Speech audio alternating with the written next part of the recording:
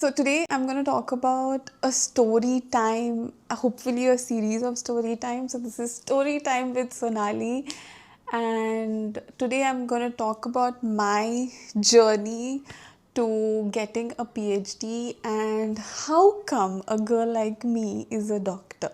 I am a doctor, Sonali. How the hell it happened? So so I'm gonna go back when I was in 12th standard, I think, and I had no clue what to do with life. I was one of you, if you relate, and if you're one of those who just know what they want to do in their life, I do not relate with you. But kudos, I'm very inspired. Happy for you. But keeping the video short. So I was in 12th standard and I had no idea what to do with life. I thought at least that I'm very good at dance. I was learning Bharatnatyam at that time and I really liked it, really enjoyed it. I finished my 12th. I was a science student and at that time I was learning Bharatnatyam for a couple of years and I had gained a little bit of confidence. So based on that background, what I thought that girl, you are destined to be in the Juilliard School of Performing Arts. That is something I just thought that this is my destiny. I need to be in performing arts. That's my calling, girl. Cut to, I am in IIT Bombay reading papers, seeing researchers, or I would say scientists like they are Shah Rukh Khan and Ranbir Kapoor. I was starstruck by seeing some of the scientists. I was like, oh my god, I read the paper and I'm seeing them. I was like totally in deep research and I loved my life as a PhD. So from a dancer, aspiring dancer, for sure I want to be that, to someone who is so much into papers and science and doing my PhD and research. So shocker. Cut to, I was happy and super into PhD in IIT Bombay. I mean, crazy, right? So yeah, anyway, so I was destined to be a dancer. That's what I believed, but life had other plans. Anyway, so this was the situation that I was in 12th, and then obviously, like every Indian parent, my parents said do engineering. I did engineering. Good thing about my engineering, I did it in a central university. That's really a great thing. A, it saves you a lot of money because it's central university, and B, it had linked with IITs, a lot of central research centers and labs and etc.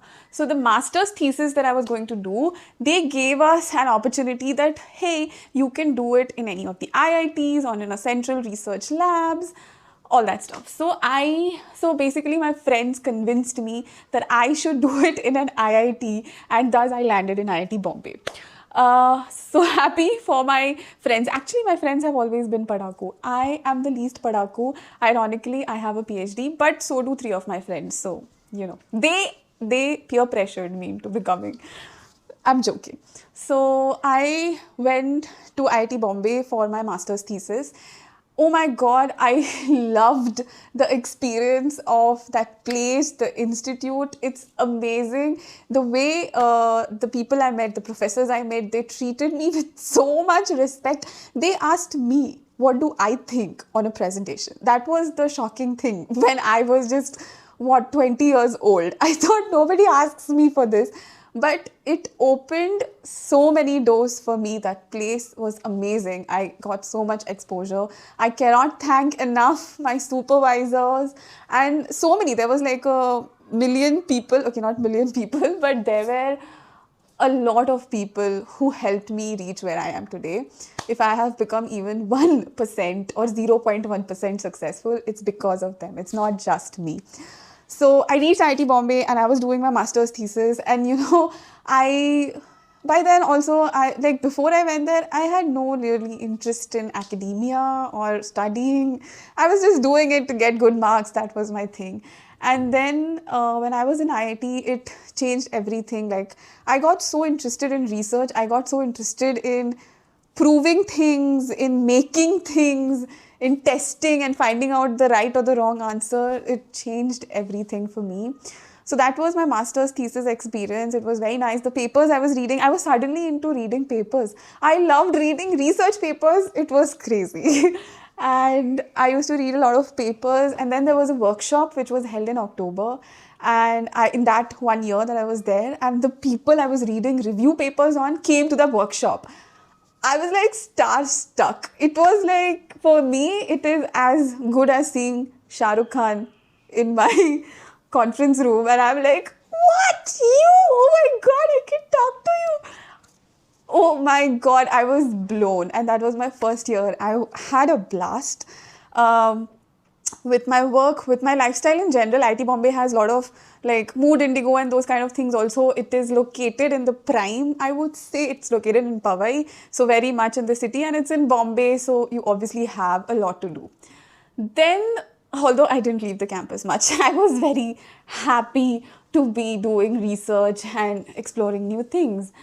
Then everybody who met me, all the professors, they naturally thought that it would be nice if I do a PhD because I really liked my master's journey. And I was not sure because I, previous to this, never thought about doing PhD. Never, literally. I wanted to go to Juilliard, if you remember. I was that girl. So then they were really thinking that, I'm really interested. I take my work so passionately and all that. And then I took 1 year as a project staff over there. And in that 1 year, I kind of figured out whether I want to do research full time, like for the next few years, pursue it as a PhD, or I want to do marketing, either going for MBA, MBA only, everyone, engineering then MBA, because Chetan Bhagat did it. So anyway, I then decided after 1 year of thinking that no, I want to do research. This is what I feel so passionate about and I wanted to continue it. I did go back to dancing. I did started learning Bharatnatyam again, but then I left it, and you will be crazy to know what's the reason, because I didn't want to distract myself from my PhD. That was the reason. Honestly, Bharatnatyam is not like Bollywood dance. You have theory and practical both, and you have to give a lot of your, I would say, time. Not just the dance, though, theek hai, like I would learn it quick.